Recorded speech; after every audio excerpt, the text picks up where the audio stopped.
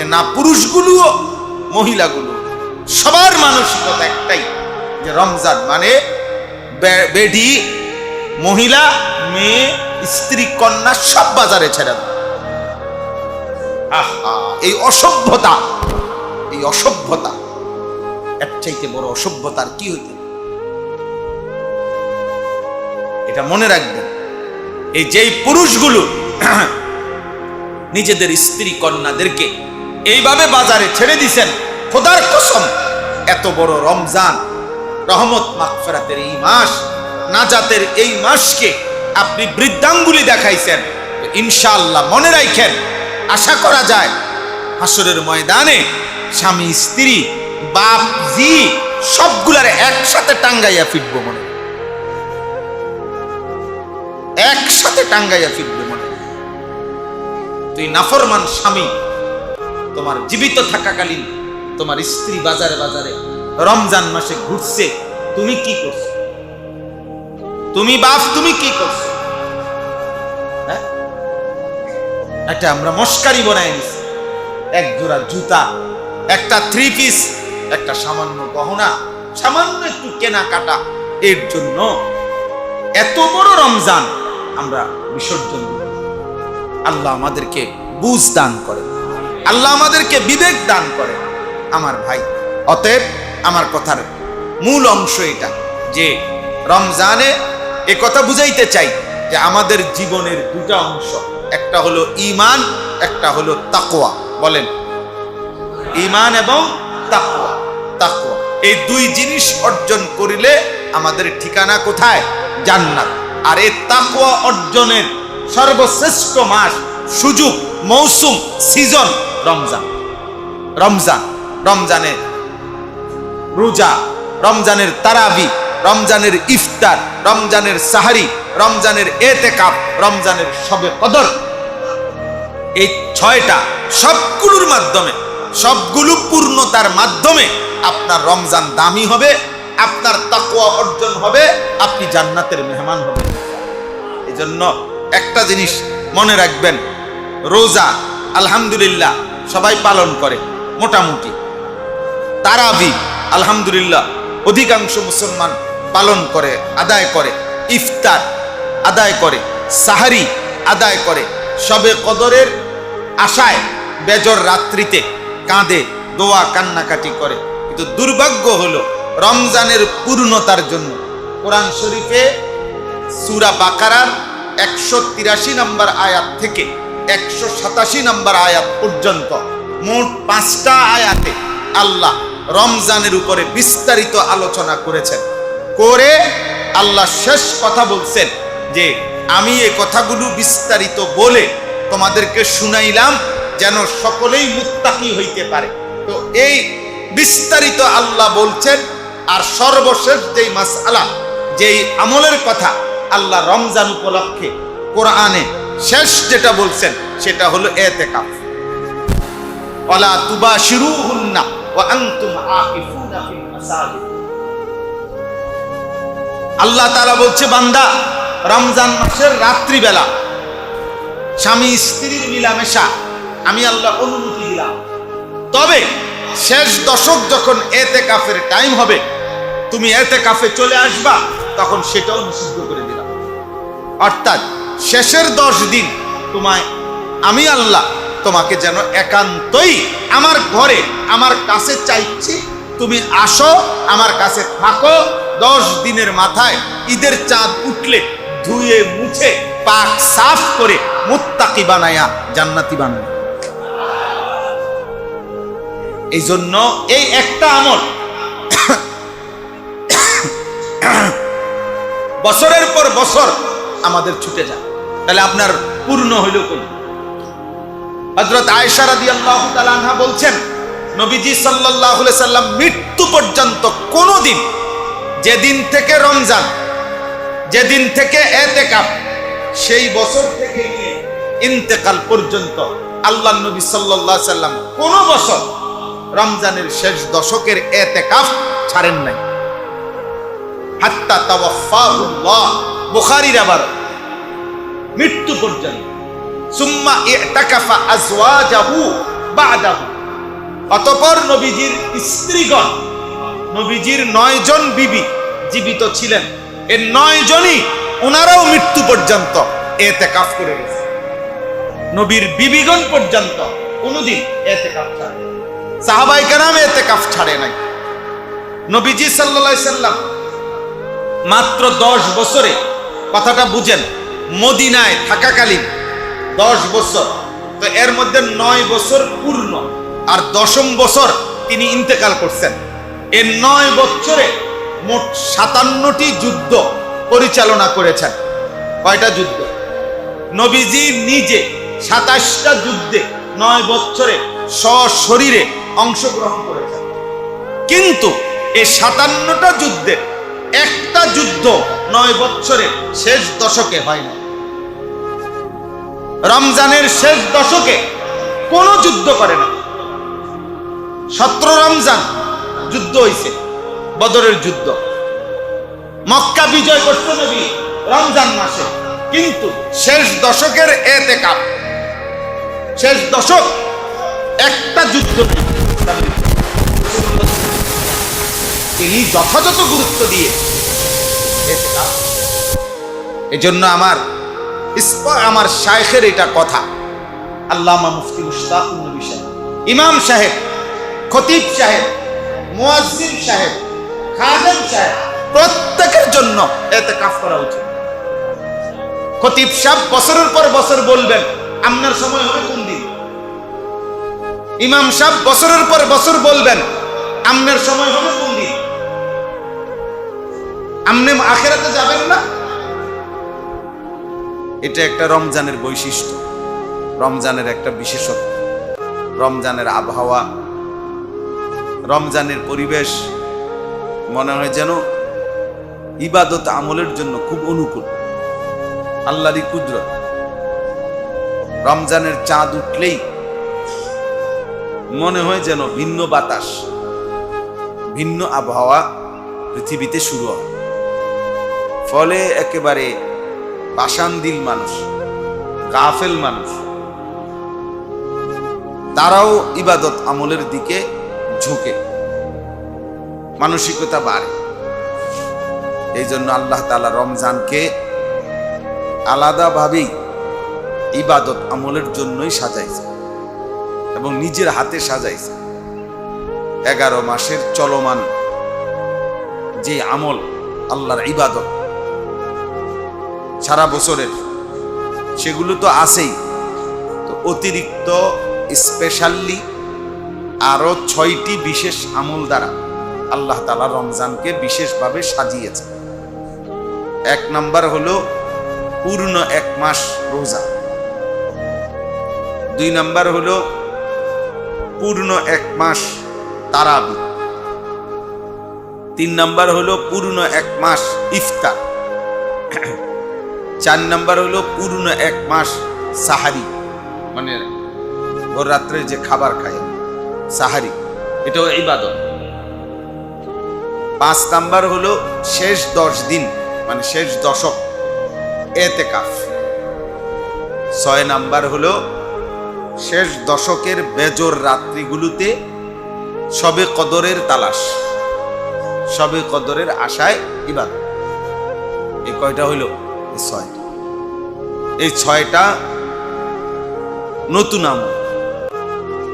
গত 11 মাসে যে ইবাদত, 5 ওয়াক্ত নামাজ, জুমার নামাজ, তাহাজ্জুদ নামাজ, মাগরিবের পরে আওয়াবিন নামাজ, সকালবেলার এশরাকের নামাজ, এরপরে গত 11 মাসের জিকির, কোরআনুল কারীমের তেলাওয়াত, দান, সাদাকা, আল্লাহর রাস্তায় খরচ করা, যাবতীয় গুনাহ থেকে বাঁচা, এগুলো তো আপন জায়গায় বহাল আছে।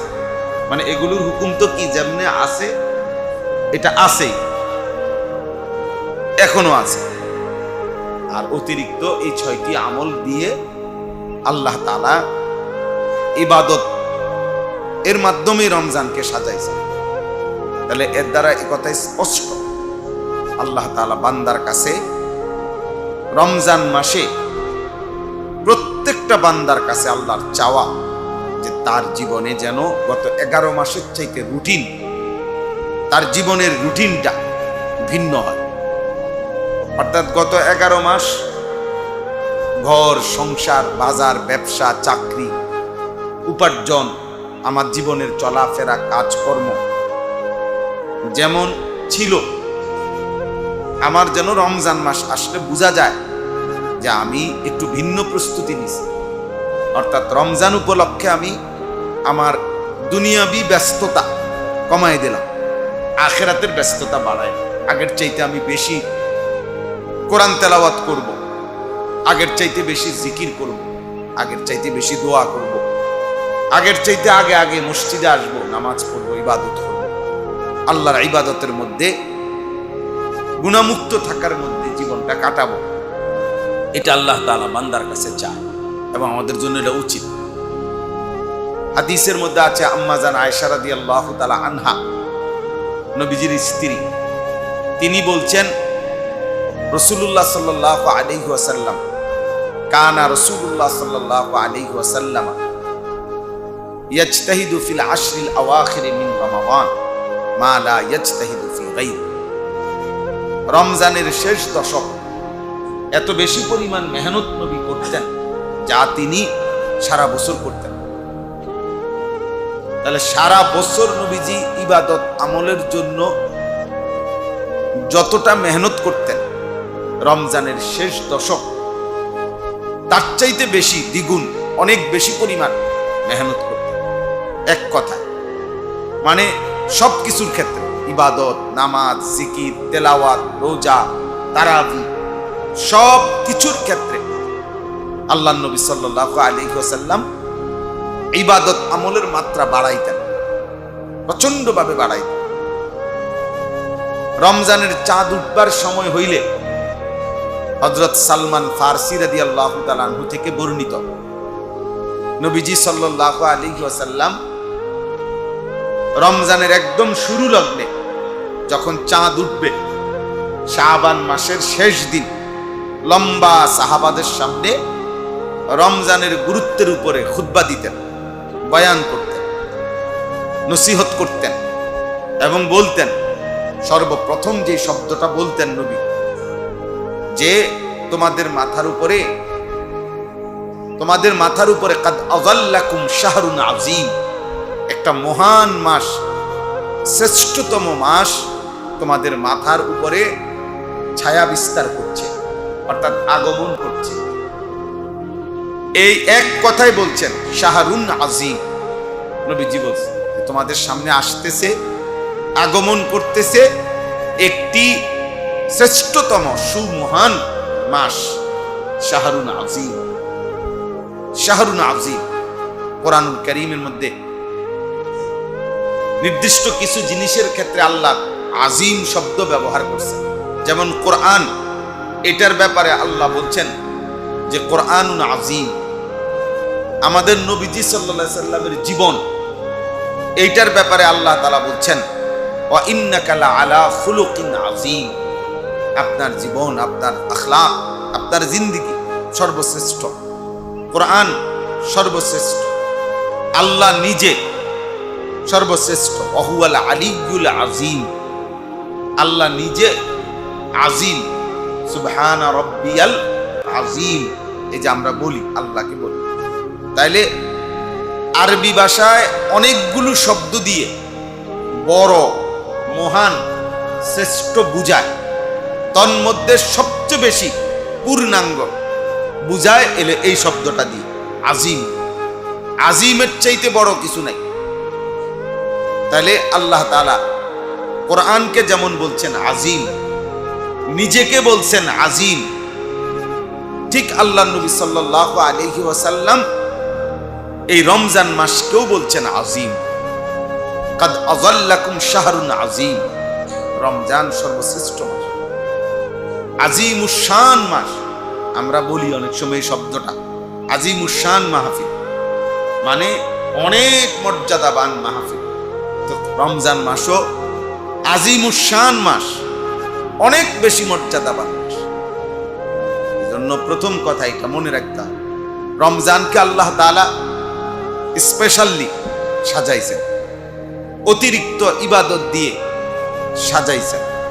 রমজান মাসকে নবীজি সাল্লাল্লাহু আলাইহি ওয়াসাল্লাম সর্বশ্রেষ্ঠ মাস হিসাবে উল্লেখ করেছেন। অতএব এই সব কিছুর দ্বারা মাকসাদ কি, মানে কেন রমজানকে আল্লাহ শ্রেষ্ঠ মাস বানাইলেন, কেন নবীজি রমজানকে শ্রেষ্ঠ মাস বললেন, কেন রমজান মাসে আল্লাহ তাআলা অতিরিক্ত আরো 6টি ইবাদত সারা বছরের ইবাদতের সাথে আরো দিলেন, এই সব কিছুর মাকসাদ হলো একজন ইমানদার বান্দা, একজন মুসলিম বান্দা সে মুত্তাকি হবে, তাকওয়া অর্জন করবে, আর তাকওয়া অর্জন করিলেই তার ঠিকানা জান্নাত হবে। মূলত আল্লাহ তাআলা আমাদের কাছ থেকে এটা চেয়েছে। একজন মানুষের জান্নাতে যাওয়ার জন্য 2টা জিনিস জরুরি, বাধ্যতামূলক। 1 নাম্বার হলো ঈমান, 2 নাম্বার হলো তাকওয়া। এই 2 জিনিস বুঝায়া না দিলে জান্নাতে যাওয়া যাবে। জান্নাতে যাওয়ার জন্য এই 2 জিনিস লাজেম। কি কি বলেন? 1 নাম্বার হলো ঈমান, 2 নাম্বার হলো এই 2 জিনিস লাজেম। ঈমান এবং তাকওয়া, এই 2 জিনিসের বিনিময়ে জান্নাত, এই 2 জিনিসের বিনিময়েই জান্নাত। ঈমান কি? ঈমান আপনারা বুঝেন। ঈমান হলো লা ইলাহা ইল্লাল্লাহু মুহাম্মাদুর রাসূলুল্লাহ সাল্লাল্লাহু আলাইহি ওয়াসাল্লাম, এই কালেমাটা 1 নাম্বার দিলের মধ্যে শতভাগ বিশ্বাস করা, 2 নাম্বার জবানে উচ্চারণ করা, 3 নাম্বার এই কালেমা আমার কাছে যা চায় সারা দেহ দিয়ে তা বাস্তবায়ন করা। 3টা একসাথে করা, এটা ঈমান। দিলের মধ্যে তাসদীক বিশ্বাস করা, জবানে উচ্চারণ করা, অঙ্গ প্রত্যঙ্গ দিয়ে আমলের মাধ্যমে ঈমানের দাবি পূরণ করা। লা ইলাহা ইল্লাল্লাহ, মনে করেন এ কথার অর্থ হলো যে আল্লাহ ছাড়া আর কোনো ইলাহ নাই, আল্লাহ ছাড়া আর কোনো ক্ষেত্রে চাওয়া পাওয়া, নিজের প্রাপ্তি, নিজের বন্দিগি, নিজের ইবাদত, নিজের মাথা ঝুঁকানো, নিজের গোলামি, নিজের দাসত্ব, সকল কিছুই আল্লাহর জন্য। তো এক্ষেত্রে আমার অঙ্গ প্রত্যঙ্গ দিয়ে খেয়াল করতে হবে ঈমানে ক্ষতিগ্রস্ত হয়, আল্লাহর প্রতি একত্ববাদ ক্ষতিগ্রস্ত হয়, এরকম কিছু করা যাবে, তাইলে আমার ঈমান ক্ষতিগ্রস্ত হল, পূর্ণাঙ্গ হল। এই জন্য আমরা সবসময় এটা বলি যে আপনার সেজদা এটা শুধুই আল্লাহর জন্য, শুধুই আল্লাহর জন্য। ফলে কোনো অবস্থাতে, কোনো যুক্তিতে মাথা কপাল বিশেষ করে কারো সামনে ঝুঁকানো, কোনো মাজারে, কোনো পীরের পায়ে, কোনো আপনার মাজারের দেওয়াল ওয়াল, কোনো কিছুর মধ্যে কপাল লাগানো, এটা সম্পূর্ণভাবে শিরক। এই ব্যক্তির নিশ্চিত ঈমান ক্ষতিগ্রস্ত, এতে কোনো সন্দেহ নেই। বুঝছেন না? ঈমান জান্নাতে যাওয়ার জন্য বিশুদ্ধ রাখা জরুরি। লা ইলাহা ইল্লাল্লাহ উচ্চারণ করা শুধু এই বাক্য এতটুকু না, এটার 3টা কথা। 1 হলো হৃদয়ে ধারণ করা, 2 হলো জবানে উচ্চারণ করা, 3 নাম্বার হলো সারা দেহের অঙ্গ প্রত্যঙ্গের দ্বারা এই কথা যা দাবি করে ওইটা বাস্তবায়ন করা। এই 3টা মিললে হয় ঈমান। ঈমান আল্লাহর উপরে সকল অবস্থাতে, আমার দুনিয়ায় সুখ দুঃখ আনন্দ বেদনা, আমার চাওয়া পাওয়া পেরেশানি অস্থিরতা, আস্থা রাখতে হবে শুধু আল্লাহর উপর। কার উপরে? শুধুই আল্লাহর উপর। বিশ্বাস করতে হবে যে আমার সব প্রয়োজন পূরণ করে আল্লাহ, হাজত রাওয়া, মুশকিল কুশা সব আল্লাহ। আমার প্রয়োজন পূরণকারী কে? সব সব তিনি। এটা খুব বারবার মুযাকারা করা, বারবার খেয়াল করা যে আমি লা ইলাহা ইল্লাল্লাহ এই দাবির ব্যতিক্রম আমার দ্বারা কিছু হচ্ছে কিনা। তাইলে কিন্তু মুশকিল। এক মানুষ যদি ওমান ইউশরিক বিল্লাহ ফাকান্নামা খাররা মিনাস সামা, আল্লাহ তাআলা বলছে যে আল্লাহর সাথে শিরিক করবে তাকে যেন আসমান থেকে ছুঁড়ে ফেলে দেওয়া হয়, মানে মাথা তুইলা যেন আছাড় দিছে। তো তাকে ঠিক শিরিক করলো 1 সেকেন্ডের মধ্যে, ও যেন আল্লাহ তাআলার কাছ থেকে 1 মিনিটে যেন 7 আসমান থেকে তাকে মাটিতে ছুঁড়ে মারছে। যা, আমাকে যেহেতু বাদ দিলা। এজন্য হাদিসের মধ্যে আছে আল্লাহ তাআলা কিয়ামতের দিন ওই সমস্ত বান্দা যারা শিরিক করছে তাদেরকে বলবে যে আজকে তোমরা যাদের জন্য করেছিলে, তোমরা আজকে তাদের কাছ থেকে তোমাদের বিনিময় বুঝে নাও, বুঝে নাও। খুঁজে দেখো তারা এখানে আছে হাসরের মাঠে, যে যাকে ভরসা করছিলা, পাথর হোক, মূর্তি হোক, ব্যক্তি হোক, যাকে যে নির্ভর করছিলা যার উপরে, তার থেকে তোমরা বিনিময়, তার থেকে খুঁজে নাও। ফানজুরু হাল ইনদাহুম জাযা, দেখো গিয়ে তাদের কাছ থেকে কোনো বিনিময় পাও কিনা। দেখো তো কোনো বিনিময় পাবে। কোরআনুল কারীমের মধ্যে আছে আল্লাহ তাআলা বলবেন কিয়ামতের দিন উহশুরুল লাযীনা যালামু ওয়া আযওয়াজাহুম ওয়া মা কানু ইয়াবুদুন মিন দুনিল্লাহ ফাহদুহুম ইলা সিরাতিল জাহিম। নাউযুবিল্লাহ।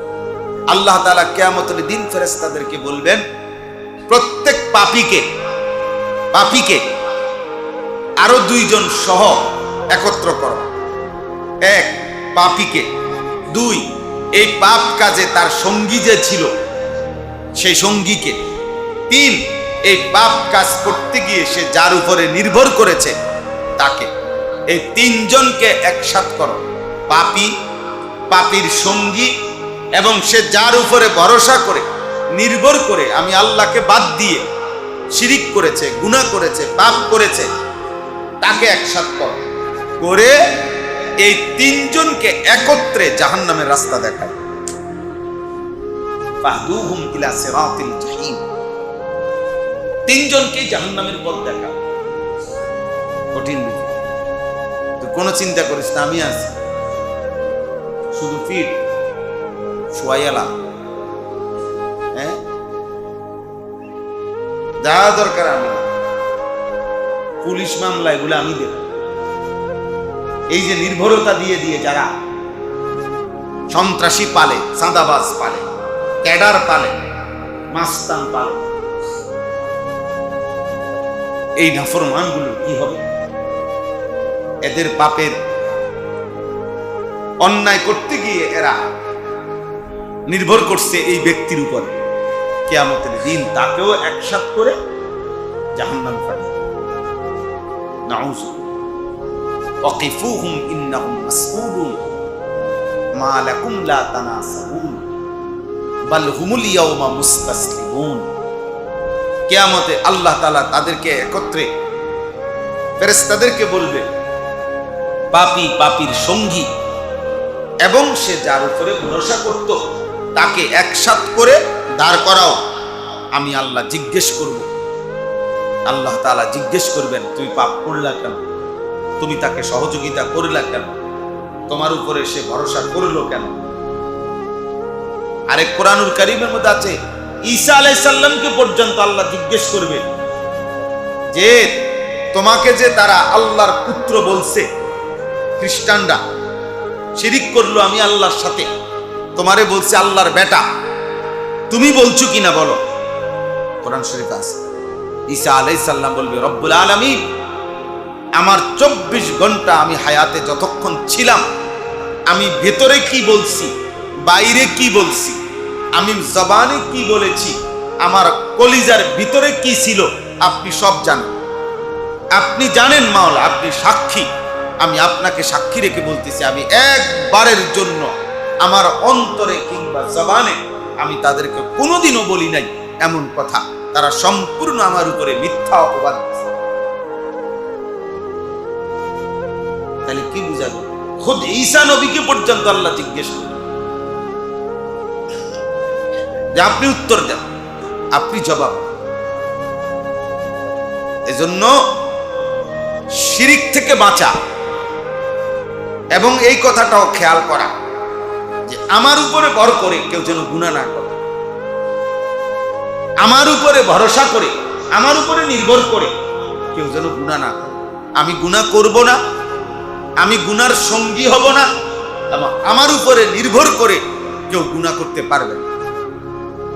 চেষ্টা করতে হবে, এটা খেয়াল করা চাই, নয়তো এই তিনজনই জাহান্নাম।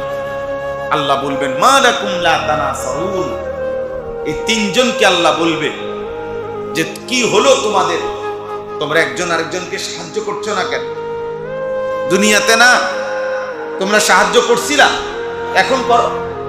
এখন আযাব থেকে একজন আরেকজনকে বাঁচাও, এখন একজন আরেকজনকে জাহান্নাম থেকে বাঁচাও, এখন একজন আরেকজনের পক্ষ হয়ে আমি আল্লাহর কথার জবাব দাও, বলো।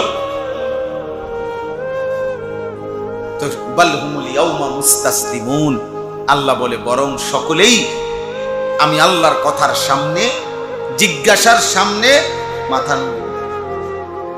পাপী, পাপীর সঙ্গী, পাপ কাজে যার উপরে নির্ভর করছে, কেউই কোনো জবাব দিতে পারবে কোনো জবাব দিতে? তাহলে ঈমান জরুরি।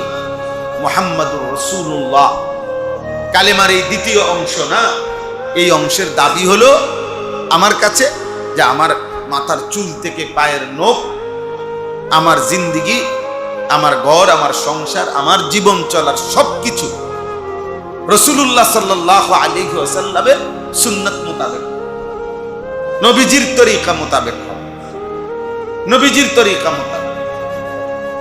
বাস্তবতা হলো আরবিতে একটা কথা বলে মা লা ইউদরিকু কুল্লু লা ইয়াতরুকু কুল্লু, যেটা তুমি সবটা করতে পারবা না সেইটা তুমি সবটা ছেড়ে দিবা। অর্থাৎ আমি এত কিছু হুজুর আমরা পারবনি, অতএব সমাধান কি? সমাধান হলো কিচ্ছুই না করা, এটা নিয়ে সমাধান।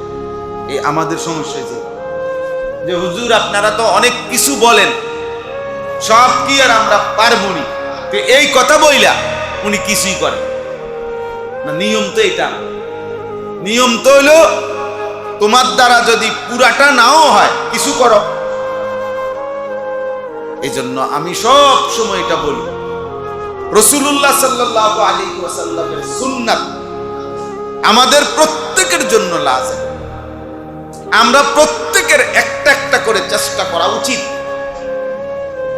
যে একটা একটা সুন্নত নতুন আর কি হইতে পারে আমার জীবনে আনা, আমার জীবনে আনার চেষ্টা করা। না আমরা হলো এই হুজুররা বলে, আমরা শুধু শুনি, ওয়াজ শেষ হয়, মুনাজাত হয়, বিরিয়ানি দেয়, জিলাপি দেয়, আমরা আবার আমাদের মতো। এ তো অসভ্যতা, এ তো গাদ্দারি, এ তো সীমা লঙ্ঘন। আপনি পারতেন, আপনি মিসওয়াক করতে পারতেন, আপনি সব কাজ ডান দিকে করা, বাম দিকে করা, কোনটা কিভাবে এটা পারতেন। আপনি 10টা সূরা শিখতে পারতেন, আপনি 10টা দোয়া শিখতে পারতেন। আমাদের ভিতরে কোনো মানসিকতাই নেই, অথচ মুমিন, অথচ মুসলমান, অথচ ইমানের দাবি এটা লা ইলাহা ইল্লাল্লাহ মুহাম্মাদুর রাসূলুল্লাহ, এটা অন্তরে দৃঢ় বিশ্বাস করা, জবানে উচ্চারণ করা এবং নিজের সারা দেহের অঙ্গ প্রত্যঙ্গ দিয়ে আমলের মাধ্যমে বাস্তবায়ন করা। সেটা কখনো বয়স্ক মানুষেরও একই হালাত, জোয়ান মানুষেরও একই হালাত। সবার কথা হলো একটা, যে নতুন করে কিছু আর করব না, যেটা যেমনে আসি এমনি এমনি মরে যাবে। আসলে এটা মুমিন মানেই হলো যে প্রতিদিন আমল বাড়ায়, আমল বাড়ায়, প্রতিদিন আপনি ফিকির করেন, অল্প অল্প করে বাড়ান, একটা একটা সুন্নাত শিখেন, একটা একটা আমল শিখেন, একটা একটা বন্দিগি বাড়ান, নেক আমল বাড়ান। আমরা হযরত আলী রাদিয়াল্লাহু তাআলা আনহু বলতেন, ইরতাহালাতিদ দুনিয়া মুদবিরা ওয়ারতাহালাতিল আখিরাতু মুখবিরা। তিনি বলতেন যে শোনো, প্রতিদিন দুনিয়া তোমার পিছনে যায়, প্রতিদিন আখিরাত তোমার সামনে আসে। প্রতি ঘন্টা যাচ্ছে তো দুনিয়া যাচ্ছে, আখিরাত সামনে আসতেছে। ফাকুনু আবনা আখিরা ওয়ালা তাকুনু আবনা দুনিয়া। অতএব হে আল্লাহর বান্দা, তুমি আখিরাতের সন্তান হও, দুনিয়ার সন্তান হও। অর্থাৎ দুনিয়ার পরিচয়ে লোকটা একজন রাজনীতিবিদ, লোকটা একজন ব্যবসায়ী, লোকটা একজন চাকরিজীবী, লোকটা একজন ক্ষমতাধর, লোকটা একজন দোকানদার, লোকটা একজন ইঞ্জিনিয়ার, লোকটা একজন ডাক্তার, লোকটা একজন চিকিৎসক, ইত্যাদি ইত্যাদি, যাই বলেন এগুলো দুনিয়ার পরিচয়। তিনি বলেন না, তুমি আখিরাতের পরিচয় হও, মানে লোকে যেন বোঝে বা তোমার ভিতরে যেন এটা হয় যে লোকটা নামাজ, লোকটা চরিত্রবান, লোকটা দ্বীনদার, লোকটা ইনসাফকার, লোকটা হালাল হারাম মাইনা চলে, লোকটা পাক নাফাক মাইনা চলে, লোকটার ভিতরে জিকির আছে, এই লোকটার ভিতরে আল্লাহর কোরআন তেলাওয়াতের জজবা আছে, এই লোকের ভিতরে আখিরাতের ফিকির আছে, কবরের ভয় আছে, জাহান্নামের ভয় আছে।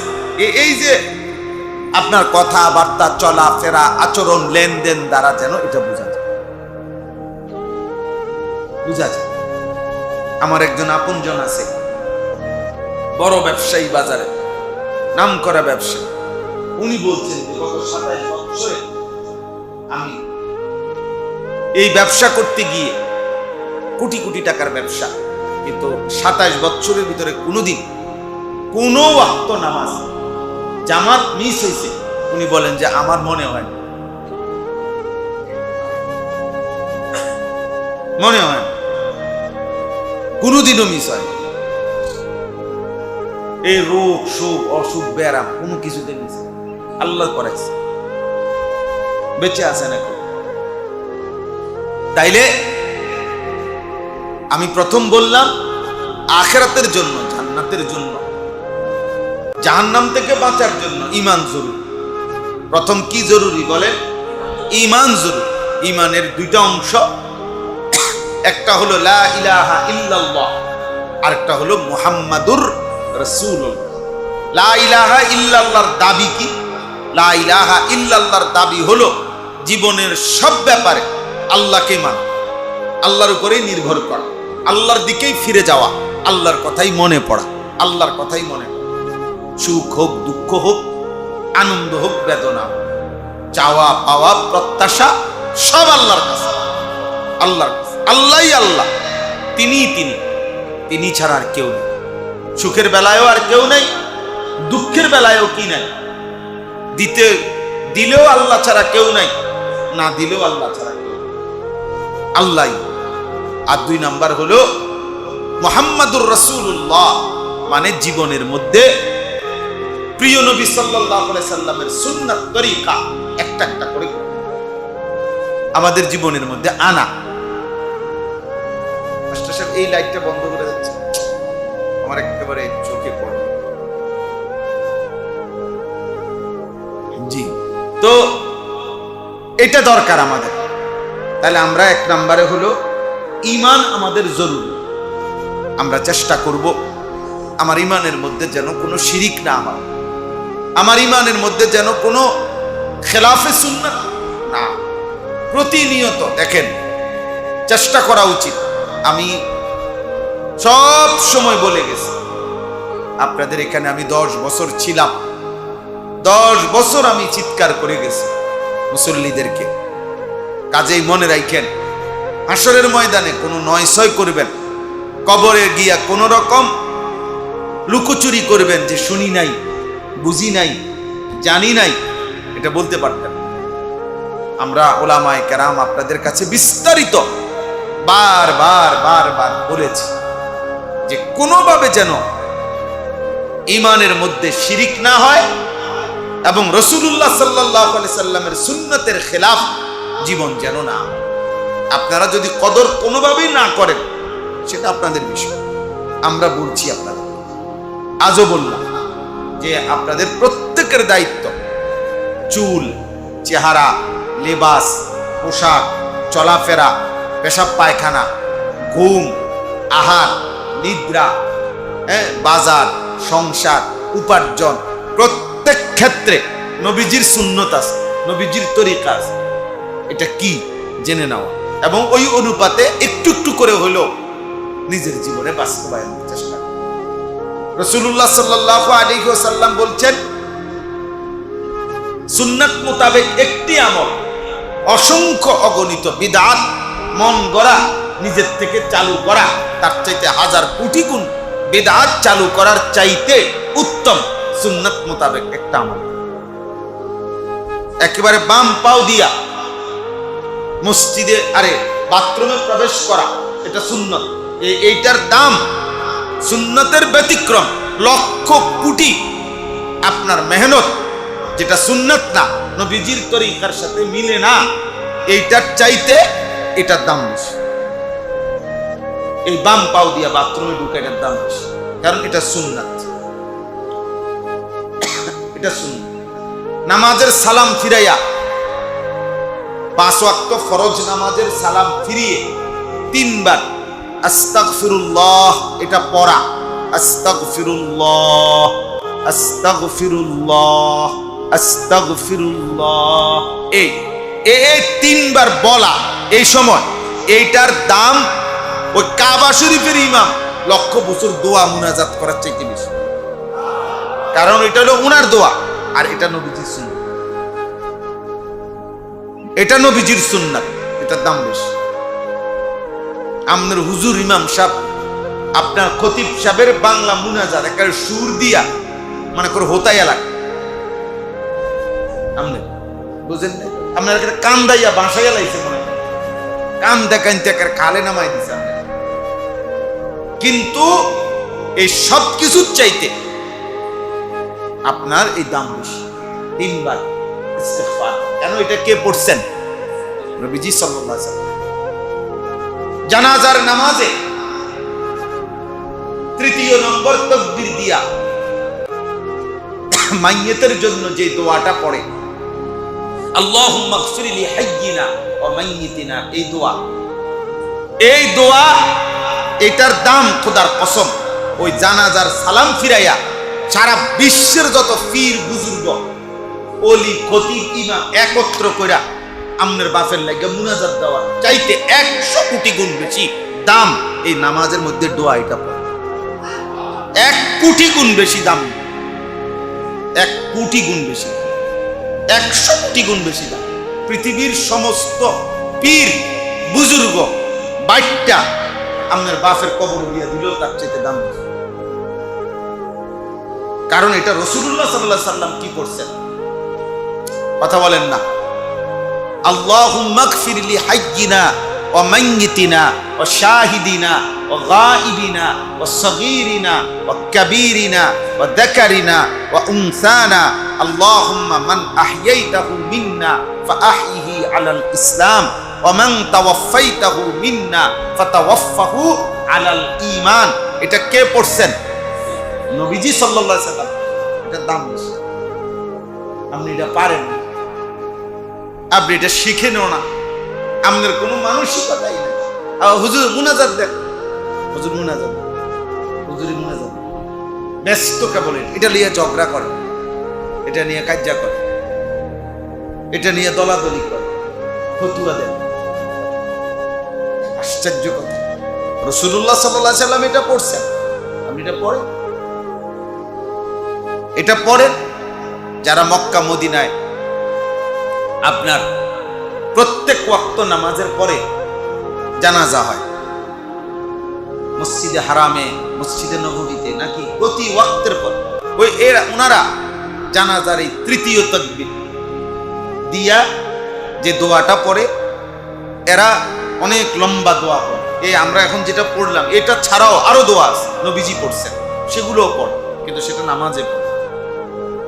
এবং রাসূলুল্লাহ সাল্লাল্লাহু আলাইহি সাল্লামের জামানের দোয়া, আল্লাহুম্মা গফিরহুম ওয়ারহামহুম ওয়া ওয়াসসি' মুদখালাহুম ওয়া আকরিম নুজুলাহুম ওয়াগসিলহুম বিমাইজ সালজ কামা ইউনাক্কা আত-থাওবুল আবয়াদ মিনাদ দানাস। এর আরো দোয়া। এজন্য সুন্নাতের দাম বেশি। মূল কথা হলো আমি এটা বুঝাইতে চাই, সুন্নাতের কি বেশি? সুন্নাতের মর্যাদা বেশি, সুন্নাতের গুরুত্ব বেশি। আল্লাহ তাআলা আমাদেরকে আমলের তৌফিক দান করেন। ঈমানের পরে একজন বান্দার এই দ্বিতীয় জান্নাতে যাওয়ার জন্য যেটা জরুরি সেটা হলো তাকওয়া। সেটা হলো কি বলেন? তাকওয়া। এই জন্য কোরআনুল কারীমের মধ্যে আল্লাহ তাআলা বারবার মুমিনকে, একটা কথা বুঝবেন, কোরআনুল কারীমে আল্লাহ তাআলা শরীয়তের বিধান বিস্তারিত বলছেন, কিছু আদেশ করছেন, কিছু নিষেধ করছেন। এই তো দুই রকম, কিছু হলো আল্লাহর আদেশ করো, কিছু হলো ছাড়ো। এটাই শরীয়ত, এটাই ইবাদত, এটাই আমল, এটাই আমলে সালেহ, এটাই নেক আমল। মানে কি? কিছু করতে হবে, কিছু কি করতে হবে? ছাড়তে হবে। এই দুইটা মিললে যেটা হয় এটারে কয় তাকওয়া। যা করার তা করলে, যা ছাড়ার তা ছাড়লে, যা হয় অর্জন হয় যেটা, এটারে কয় তাকওয়া। এই লোককেই বলে মুত্তাকি, এই লোকেই জান্নাত। সহজ বাংলা, সহজ কথা।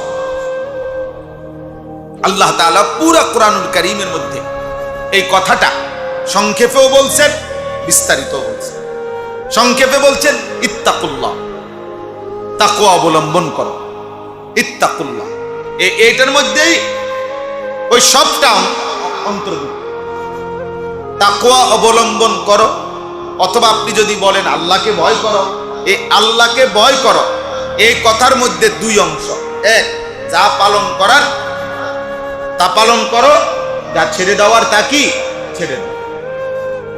এটাই পুরো কোরআনে আছে। কোথাও বলছে আকিমুস সালাহ, নামাজ আদায় করো।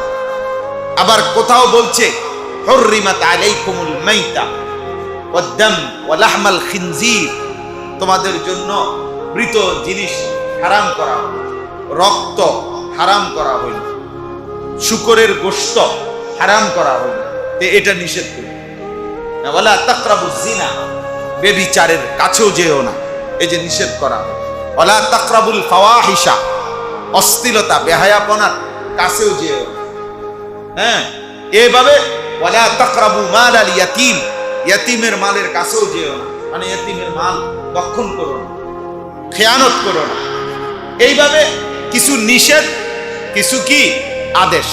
এই আদেশগুলো পালন করা, নিষেধগুলো বর্জন করা, এটার নামই আমল, এটার নামই ইবাদত, এটার নামই শরীয়ত, এটার নামই ইসলাম, এটার নামই দ্বীন, এটার নামই নেক আমল, এইটার নামই তাকওয়া, এর নামই মুত্তাকি, এর ঠিকানাই জান্নাত।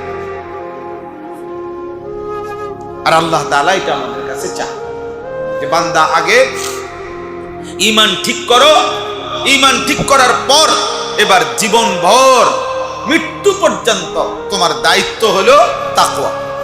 তাকওয়া। একজন ঈমানদার ঈমান আনার পর মৃত্যু পর্যন্ত তার দায়িত্ব কি বলেন? তাকওয়া। বলেন, সবাই বলে তাকওয়া। তাকওয়া। ইয়া আইয়ুহাল্লাযীনা আমানুত্তাকুল্লাহ হাক্কা তুকাতিহ, ইয়া আইয়ুহাল্লাযীনা আমানুত্তাকুল্লাহ ওয়াকুলু কাওলান সাদীদা, ইয়া আইয়ুহাল্লাযীনা আমানুত্তাকুল্লাহ ওয়াল তানজুর নাফসুম মা কদ্দামাত লিগাদ ওয়াত্তাকুল্লাহ। বারবার বারবার তিন শ্রেণী মানুষের মধ্যে, এক হলো নবী রাসূল, এক হলো ঈমানদার, এক হলো কাফের বেঈমান। মানে সব মানুষ।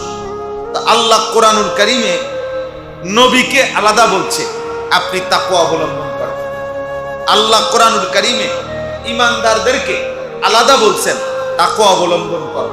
আল্লাহ কোরআনুল কারীমে বাকি সমস্ত মানুষকে আলাদা বলছেন, তাকওয়া অবলম্বন। তাকওয়া মানে আল্লাহর আদেশ পালন করা, আল্লাহর নিষেধ বর্জন করা। এটা নবীর উপরেও হুকুম, ইমানদারের উপরেও হুকুম, সকল মানুষের উপরেও হুকুম। ইয়া আইয়ুহান নাবিয়্যু তাকিল্লাহ, এই যে কোরআন শরীফের আয়াত, হে নবী আপনি আল্লাহকে ভয় করেন। ইত্তাকিল্লাহ, তাকওয়া অবলম্বন করুন, নবীজিকে বলছেন। আবার আল্লাহ বলছেন ইয়া আইয়ুহাল্লাযীনা আমানুত্তাকুল্লাহ, হে ঈমানদারগণ ইত্তাকুল্লাহ, আল্লাহকে ভয় করো।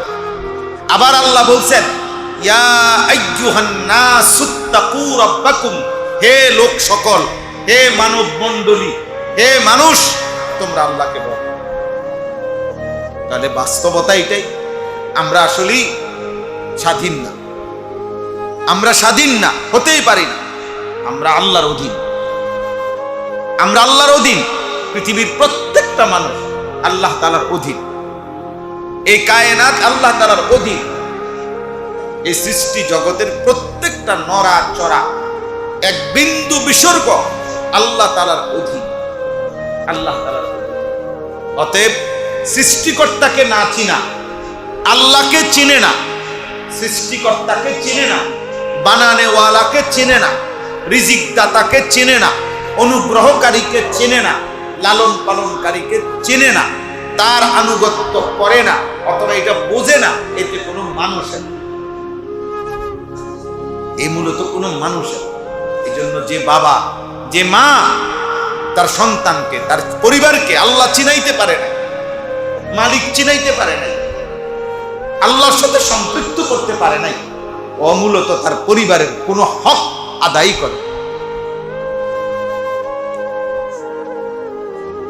হ্যাঁ,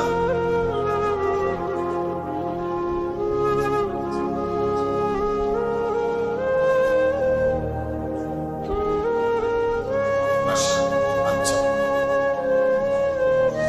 জি, তো এটা জরুরি আমাদের।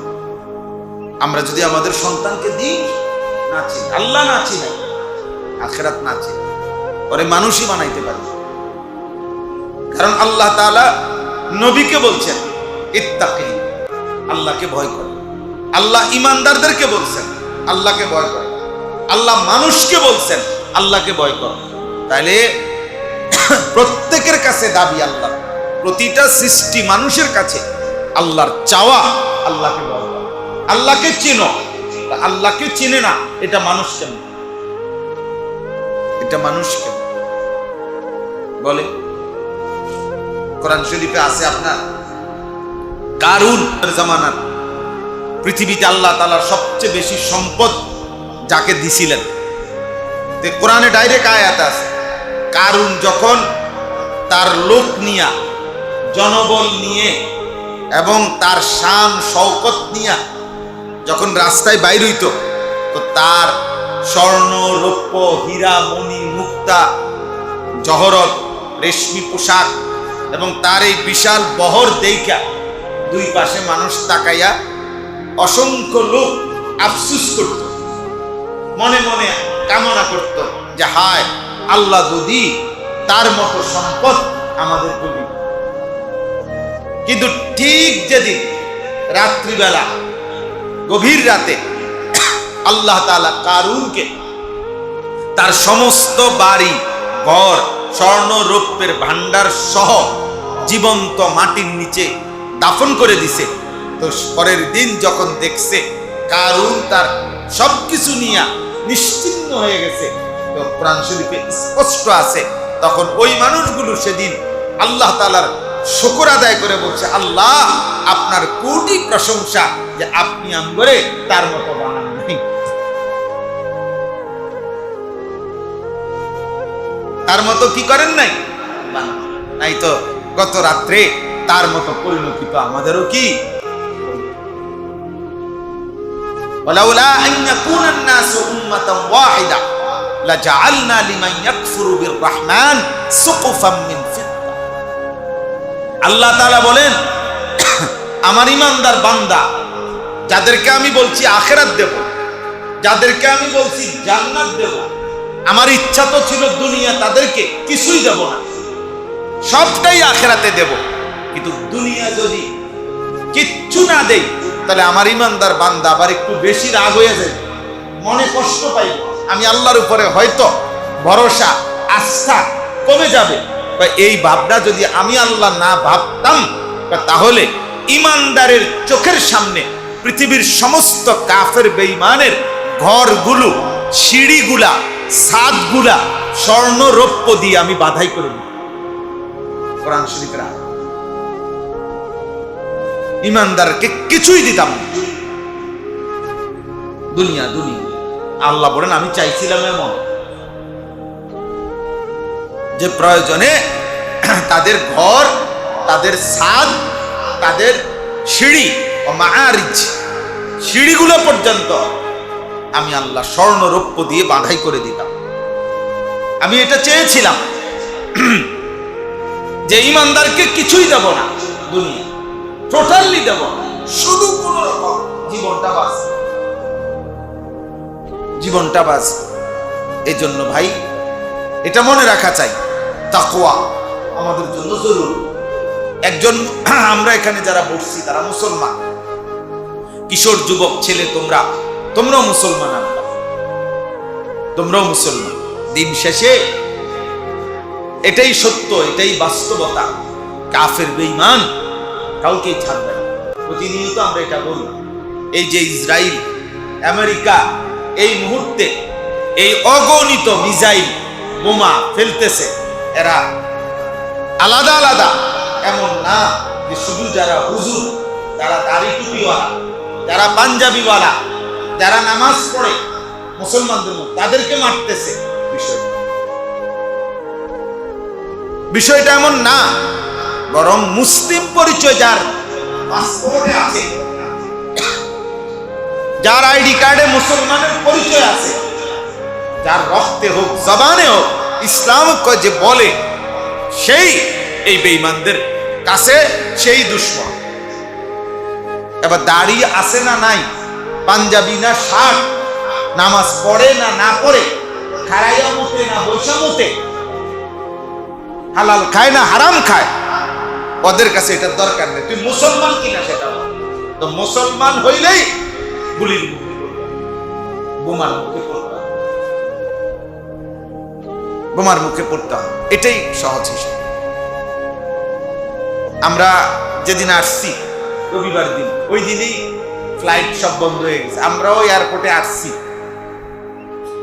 খুব শুনতেছি যে দমাদম ফ্লাইট সব বন্ধ হয়ে যাইতেছে, বিমান চলবে না। আল্লাহর মেহেরবানি, সৌদি এয়ারলাইন্স আমার ফ্লাইট ছিল রাত্রের 2:30 উমরাহ থেকে আসতেছিল এই রবিবার দিন। তো আমাদের বোর্ডিং হয়েছে, আমাদেরকে মাল বুকিং নিছে, ইমিগ্রেশনও করাইছে, বাকি ইমিগ্রেশন এবং বোর্ডিং করাইছে প্রায় 8 ঘন্টা। তখনও আরো বিমানের টাইমে 8 ঘন্টা বাকি। তো আমরা ভাবছি যদি ওগুলো করাইছে আর কি, বাকি বিমান হয়তো ছাড়বে না। এইভাবে অপেক্ষায় থাকতে থাকতে সর্বশেষ চূড়ান্ত যখন বুঝছি যে না বিমান ছাড়বে, আমগোটা সৌদি এয়ারলাইন্স বন্ধ করে নাই, তো আমাদের শায়েখ আল্লামা মুফতি মুশতাকুন নবী কাসিমি, আমার হযরত হুজুর, একসাথে আমরা ছিলাম একই কাফেলায়। আলহামদুলিল্লাহ প্রায় 101 জন একসাথে আমরা উমরার সফর করছি, একসাথে গেছি আসছি। তো হুজুরে সবাইরে বলছে ওযু করে নেন, তওবা ইস্তিগফার কইরা আল্লাহর কাছে মাফ চাইয়া শহীদ হবেন যদি এই নিয়ত করে উঠেন বিমানে। যদি গন্তব্যে পৌঁছে তো পৌঁছলেন, আর না পৌঁছলে না, এই কথা। তাইলে বুঝাইতে চাইলাম আমরা বেঈমান দুশমন কাউকে ছাড়ব না। আজ আমাদের জন্য আমাদের আল্লাহই ভরসা, আমাদের জন্য আমাদের আখেরাতেই পাওয়া, দুনিয়া যে কদ্দুর পাই এর দূরই অতিরিক্ত, এটা তেমন কিছু। এই জন্য তাকওয়া একজন মুমিন হিসাবে আমাদের জন্য জরুরি, আমাদের জন্য জরুরি। আর রমজানের এই পুরা আয়োজন তাকওয়ার আয়োজন। রমজানের এই পুরা আয়োজনটা কিসের আয়োজন বলেন? তাকওয়ার আয়োজন। আমাকে আপনাকে মুত্তাকি বানানোর আয়োজন। আমাকে আপনাকে গুনাহ থেকে বাঁচাইবার, জাহান্নাম থেকে বাঁচাইবার জন্য মালিক যেন দয়া করে নিজে এই আলাদা আয়োজনটা সাজাইছে। আল্লাহ বলছে, বান্দা এই একটা মাস রমজান, পুরা মাস রোজা রাখবা, পিছনের গুনাহ মাফ, তারাবি পড়বা, পিছনের গুনাহ মাফ, ইফতার করবা, দোয়া কবুল হবে, সাহারি খাইবা, বরকত পাবে, শেষ দশক ইতিকাফ করবা, বরকত পাইবা, শেষ দশকের বেজর রাত্রিতে সবে কদরের তালাশে দোয়া কান্নাকাটি করবা, আমি আল্লাহ কোটি কোটি বান্দা জাহান্নাম থেকে মুক্ত করে জান্নাত দিয়ে দেব। যদি দিল থেকে সত্যিকার অর্থে, বাস্তবিক অর্থে রমজানকে যদি কদর করে কেউ কাঁদতে থাকে, দোয়া করতে থাকে, চেষ্টা করতে থাকে, তাহলে প্রথম রমজানে মাফ করা শুরু হয়। আশা করা যায় রমজান শেষ হইতে হইতে আর তেমন কেউ বাকি থাকবে না, সব জান্নাতি হয়ে যাবে, সব জান্নাতি হয়ে যাবে। কিন্তু শর্ত হইল দিন চাই, শর্ত হইল আমার মানসিকতা লাগবে, আমার ভিতরে এই ফিকির লাগবে, আমার ভিতরে এই অনুভূতি থাকতে হবে যে আমি রমজানে আছি। এখন রমজান, এখন গুনাহ থেকে মাফ পাওয়ার মাস, এখন কিছু অর্জন করার মাস। আমাদের কই সেই মানুষ? আমাদের মানসিকতা কই? এই জন্য ভাই এটা দরকার, দয়া করে জায়গায় জায়গায়, আজকেও দেখছি আপনার জায়গায় জায়গায় মার্কেট গুলোতে ব্যাপক আয়োজন, লাইটিং। আমি সকালবেলা কুমিল্লা ক্যান্টনমেন্ট তরকারি কিনতে গেছি, গুমতি টাওয়ারে, ওইখানে দেখছি বিশাল লাইটিং, ডিজাইন, ডেকোরেটর করে আপনার চলতেছে। সকালবেলায়, সকাল 10টা 10:30 না বাজতেই মহিলাদের ভিড় আর ভিড়। হায় মুসলমান, আল্লাহর বান্দা বান্দিরা, রমজানকে এতটুকু বিবেক বছরের পর বছর, এত আলেম, এত উলামা, এত ইমাম, এত খতিব এতভাবে বলা পরেও দুর্ভাগ্য মুসলমান এত বদনসিব যে না পুরুষগুলো মহিলাগুলো সবার মানসিকতা একটাই যে রমজান মানে বেডি, মহিলা, মেয়ে, স্ত্রী, কন্যা সব বাজারে ছেড়ে দাও। আহা, এই অসভ্যতা, এই অসভ্যতা, এর চাইতে বড় অসভ্যতার কি হতে? এটা মনে রাখবেন, এই যেই পুরুষগুলো নিজেদের স্ত্রী কন্যাদেরকে এইভাবে বাজারে ছেড়ে দিছেন, খোদার কসম এত বড় রমজান, রহমত মাগফিরাতের এই মাস, নাজাতের এই মাসকে আপনি বৃদ্ধাঙ্গুলি দেখাইছেন। ইনশাআল্লাহ মনে রাখেন, আশা করা যায় হাসরের ময়দানে স্বামী, স্ত্রী, বাপ, জি সবগুলারে একসাথে টাঙ্গাইয়া ফিরবো, মনে একসাথে টাঙ্গাইয়া ফিরবে মনে। তুই নাফরমান স্বামী, তোমার জীবিত থাকাকালীন তোমার স্ত্রী বাজারে বাজারে রমজান মাসে ঘুরছে, তুমি কি করছো? তুমি বাপ, তুমি কি করছো? হ্যাঁ, একটা আমরা মস্কারি বানাই নিছি, এক জোড়া জুতা, একটা 3 পিস, একটা সামান্য গহনা, সামান্য একটু কেনাকাটা, এর জন্য এত বড় রমজান আমরা বিসর্জন দেব। আল্লাহ আমাদেরকে বুঝ দান করে, আল্লাহ আমাদেরকে বিবেক দান করে আমার ভাই। অতএব আমার কথার মূল অংশ এটা যে রমজানে এ কথা বুঝাইতে চাই যে আমাদের জীবনের দুটা অংশ, একটা হলো ঈমান, একটা হলো তাকওয়া। বলেন, ঈমান এবং তাকওয়া। তাকওয়া এই দুই জিনিস অর্জন করিলে আমাদের ঠিকানা কোথায়? জান্নাত। আর এই তাকওয়া অর্জনের সর্বশ্রেষ্ঠ মাস, সুযোগ, মৌসুম, সিজন রমজান।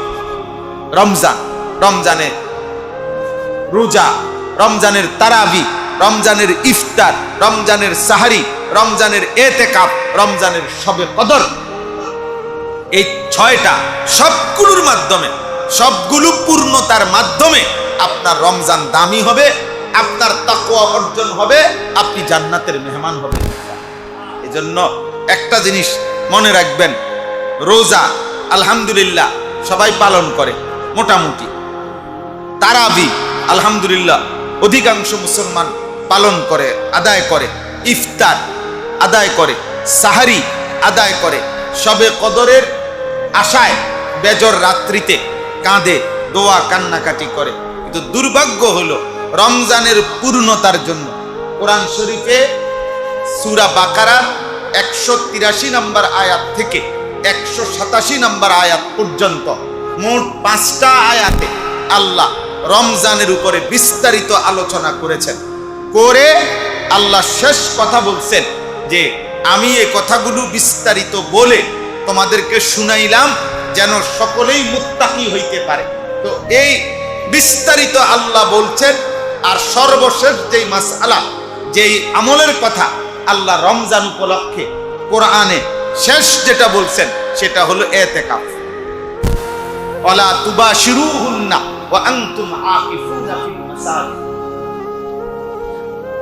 আল্লাহ তাআলা বলছে, বান্দা রমজান মাসের রাত্রিবেলা স্বামী স্ত্রীর মিলামেশা আমি আল্লাহ অনুমতি দিলাম, তবে শেষ দশক যখন ইতিকাফের টাইম হবে তুমি ইতিকাফে চলে আসবা, তখন সেটাও নিষিদ্ধ করে দিলাম। অর্থাৎ শেষের 10 দিন তোমায় আমি আল্লাহ তোমাকে যেন একান্তই আমার ঘরে আমার কাছে চাইছি, তুমি আসো আমার কাছে থাকো। 10 দিনের মাথায় ঈদের চাঁদ উঠলে ধুয়ে মুছে পাক সাফ করে মুত্তাকি বানায়া জান্নাতি বানায়া। এই জন্য এই একটা আমল বছরের পর বছর আমাদের ছুটে যায়, তাহলে আপনার পূর্ণ হইল কই? হযরত আয়েশা রাদিয়াল্লাহু তাআলা আনহা বলছেন, নবীজি সাল্লাল্লাহু আলাইহি সাল্লাম মৃত্যু পর্যন্ত কোনদিন, যেদিন থেকে রমজান, যেদিন থেকে ইতিকাফ, সেই বছর থেকে নিয়ে ইন্তেকাল পর্যন্ত আল্লাহর নবী সাল্লাল্লাহু আলাইহি সাল্লাম কোন বছর রমজানের শেষ দশকের ইতিকাফ ছাড়েন নাই। হাত্তা তাওয়াফাহুল্লাহ, বুখারীর আবার মৃত্যু পর্যন্ত। সুম্মা ইতাকাফা আজওয়াজাহু বাদাহু, অতঃপর নবীজির স্ত্রীগণ, নবীজির 9 জন বিবি জীবিত ছিলেন, এই 9 জনই ওনারাও মৃত্যু পর্যন্ত ইতিকাফ করে গেছে। নবীর বিবিগণ পর্যন্ত কোনদিন ইতিকাফ ছাড়ে, সাহাবায়ে কেরাম ইতিকাফ ছাড়ে নাই। নবীজি সাল্লাল্লাহু আলাইহি সাল্লাম মাত্র 10 বছরে, কথাটা বুঝেন, মদিনায় থাকাকালীন 10 বছর, তো এর মধ্যে 9 বছর পূর্ণ আর 10ম বছর তিনি ইন্তেকাল করছেন। এই 9 বছরে মোট 57টি যুদ্ধ পরিচালনা করেছেন। কয়টা যুদ্ধ? নবীজি নিজে 27টা যুদ্ধে 9 বছরে সশরীরে অংশগ্রহণ করেছেন। কিন্তু এই 57টা যুদ্ধের একটা যুদ্ধ 9 বছরে শেষ দশকে হয় না। রমজানের শেষ দশকে কোন যুদ্ধ করে না। 17 রমজান যুদ্ধ হইছে, বদরের যুদ্ধ। মক্কা বিজয় করতে নবী রমজান মাসে, কিন্তু শেষ দশকের ইতিকাফ, শেষ দশক একটা যুদ্ধ তিনি যথাযথ গুরুত্ব দিয়ে ইতিকাফ। এই জন্য আমার শায়েখের এটা কথা, আল্লামা মুফতি মুশতাকুন নবী সাহেব, ইমাম সাহেব, খতিব সাহেব, মুয়াজ্জিন সাহেব, খাদেম সাহেব, প্রত্যেকের জন্য ইতিকাফ করা উচিত। খতিব সাহেব বছরের পর বছর বলবেন আপনার সময় হবে কোন দিন? ইমাম সাহেব বছরের পর বছর বলবেন আপনার সময় হবে কোন দিন? আপনি আখিরাতে যাবেন না?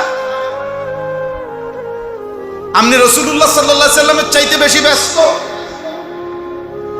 আপনি নবীজির সাহাবাদের চাইতে বেশি ব্যস্ত? আমারে যেদিন হযরত 2013 সালে এই কথা বলছে আমার হুজুর আল্লামা মুফতি মুশতাকুর নবী সাহেব, সেই থেকে আলহামদুলিল্লাহ গত বছর পর্যন্ত আল্লাহর দয়ায় আর কোনোদিন ইতিকাফ বাদ যায়নি। এটা হিম্মতের ব্যাপার। ইনশাআল্লাহ পাক্কা নিয়ত করে যে খতিব সাহেব বসবেন ইতিকাফ, ইমাম সাহেব বসবেন ইতিকাফ, খাদেম সাহেব বসবেন ইতিকাফ। আমি বহু মানুষ, আমার অনেক সময় অনেক ইমাম সাহেব যদি ফোনে বলে হুজুর একজন লোক ইতিকাফের জন্য পাচ্ছি না, তাহলে আমি বললাম ওই মসজিদে ইমাম সাহেব নাই, ইমাম সাহেব কইতে আছে কাহিনী। আপনি কি তা আপনি ঘোড়ার ঘাস কাটেন? হ্যাঁ, আপনি একটা ব্যস্ত হয়ে গেছেন। রাসূলুল্লাহ সাল্লাল্লাহু আলাইহি সাল্লাম কোনোদিন ছাড়ে নাই, আপনি কোনোদিনও করেন নাই। হ্যাঁ বলে এটা হুজুর সুন্নতে মুআক্কাদা হয়ে যায়। ধরেন সকলের পক্ষ থেকে একজন মানুষ হয়ে যায়, এই একজন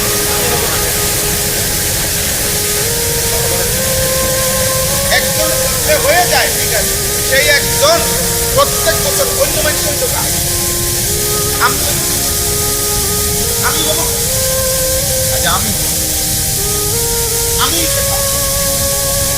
প্রত্যেকের আপনারা প্রত্যেকে যে এতে কাজ করা যায়, এতে কাজ করা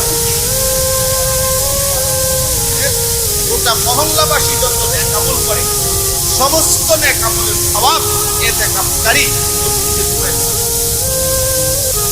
সবে কদর শেষ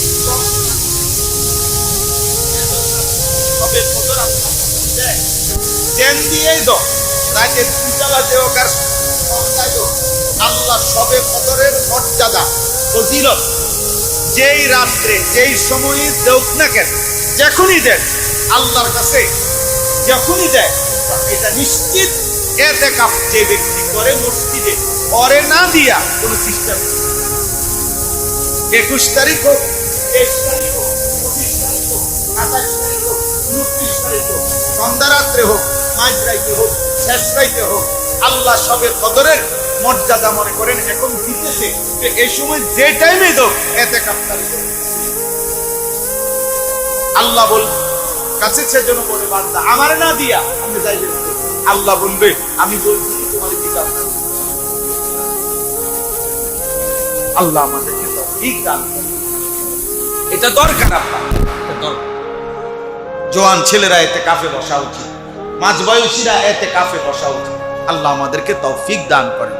আমি তো মাস্টারকে বলছি কালকে রাত্রে অনেকক্ষণ ধমকাধমকি করছি, বলছি যে আলহামদুলিল্লাহ এখানে ইতিকাফ করে। আমি বলছি না, এইবার আমার দাবি হলো আমার সাথে আমার শায়েখ আল্লামা মুফতি মুশতাকুর নবী কাসিমি হুজুরের যেই মাদ্রাসা সুধন্যপুর সেখানে ইতিকাফ করার জন্য বলছি যে আপনি আমার সাথে ইতিকাফ করেন। আমরা আলহামদুলিল্লাহ কমপক্ষে 1100 থেকে 1200 লোক একসাথে ইতিকাফ করি। গত বছরও প্রায় 1100 সাথী ইতিকাফ করেছে এক মসজিদে, মিয়া এক মসজিদে, বুঝছেন, এক মসজিদে আলহামদুলিল্লাহ।